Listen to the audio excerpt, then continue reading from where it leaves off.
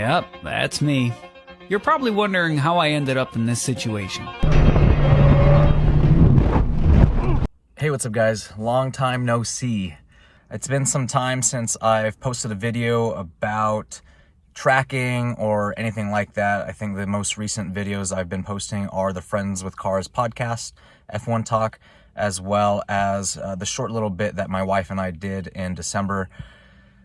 Why have I been silent for so long? Well, the car is broken. Now, it's very subjective. You experience a little bit of damage on your car and you think it's the end of the world. What happened? On February 26th at round 2 of VTEC Club, thought it was going to be a good day. I was chasing for a new PB, as everyone always does. On that day, I only did 2 sessions. The first session was cut short. The car experienced a check engine light.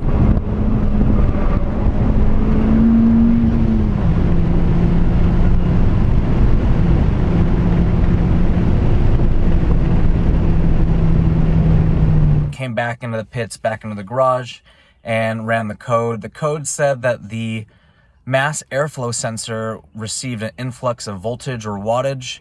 It wasn't too bad. I just unplugged the battery, let it sit for about 10-15 minutes. The check engine light went away. Did a little bit of driving to see if the check engine light would come back, and it did not. So I was geared up, ready to go for session 2. I honestly don't know what happened. I am just going to be honest. I think it was just a lapse of concentration. Phil Hill just did not do it right. I don't know why.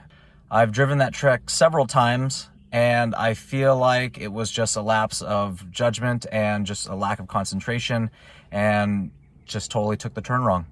Now, I've gone off at Phil Hill before, or the exit of Phil Hill before, and it's been completely fine. And I want to say that the rain that they had the previous week caused the dirt and the soil to just be very hard. It was very harsh when I landed or when I went off track. Like I said, I've gone off at the exit of Phil Hill before, and it's just been very smooth. But going off this time, it was just very rough. It was like concrete, and it wasn't smooth. So the car is hurt a little bit. Nothing body-wise, nothing suspension-wise, fortunately. I did get it inspected and everything seems to be fine. The car is driving fine. It really is just body. So the unfortunate thing is everything is on back order worldwide. There are a bunch of supply chain issues, not even just for Honda, but for everything. So Honda is no exception. I also think it's the fact that they are not producing the FK8 Type R anymore, and the Swindon factory closed down, and I'm not quite sure how they're producing replacement parts. So just want to show you guys the very minimal damages and kind of talk about my journey on getting replacement parts. All right, well, don't mind the car, it's just very dirty. I honestly lagged on cleaning her up. It's been about a month and a half, and I haven't even washed her after the last track day. But as you can see, it's not bad.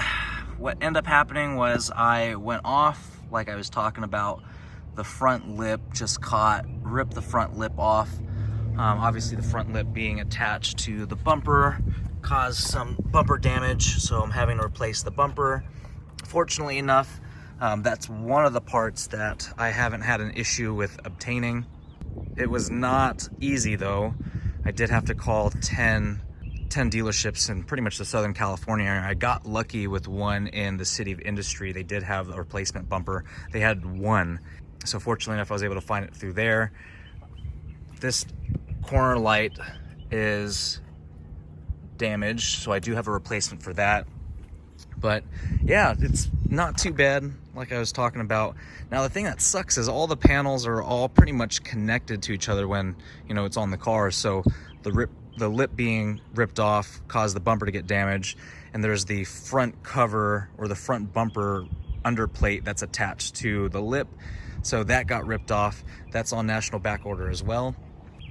Now, if you've ever taken off your front bumper, you know that the front bumper is connected to the front bumper underplate, and that underplate is connected to the fender liners. So on top of the lip being ripped off and the front bumper underplate being ripped off, the fender liners also got damaged because it was that hard of an impact. The lip got ripped off that ferociously. It ripped off the front lip, the front bumper underplate, as well as the fender liners. So I have been driving the car like this, unfortunately, because I don't have a daily driver other than this car, which that's gonna be my next goal, is to just purchase another car. That is something that I don't have to worry about damaging, because I'm not gonna be pushing it, because I'm not gonna be taking to the track. So stay tuned for that. Let's see what my next daily driver is going to be. But yeah, that's been the reason why I haven't posted any content, guys. Just trying to piece my life together. And again, it's not too bad. So I did purchase the front lip at a local dealership. Unfortunately, there's no ETA on delivery because, again, they are on national back order, or actually, I'm sorry, worldwide back order. So on my social media, I posted a story asking if anyone with an FK8 Type R had a OEM front lip sitting around. No one hit me up about an OEM front lip, but I did have someone hit me up saying that their friend had an EVS carbon fiber front lip. Long story short, going back and forth, I am going to be picking that up on Tuesday. Right now it is Sunday, so I'm going to pick it up in a couple days. Yeah, kind of got lucky and looking forward to pick that up. When they sent me pictures of the EVS front lip, they had some miscellaneous parts sitting around it, and they had a OEM front bumper underplate, and I'm going to be picking that up too.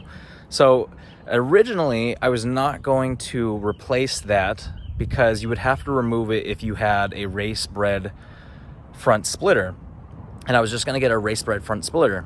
But since they have one of those front bumper underplates, I'm just going to go with that and not go with the splitter, and maybe go with the splitter later down the line. But yeah, so everything's coming together. It's just a matter of getting the parts, and I think I have all the parts that I need. I have the fender liners, which I purchased.